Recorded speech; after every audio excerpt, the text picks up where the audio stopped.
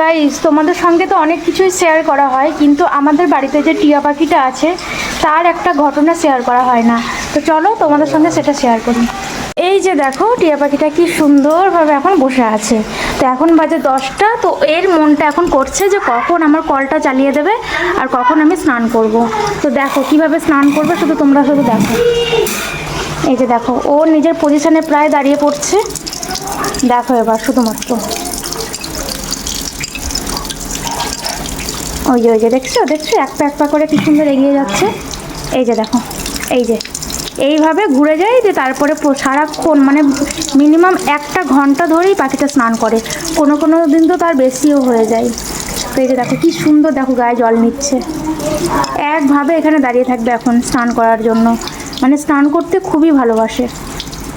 গুড্ডু গুড্ডু এখন কথা বলবে না, কারণ এখন তো সকালবেলা না, সকালে আর বিকেলে এই দুটো টাইম খুব কথা বলে।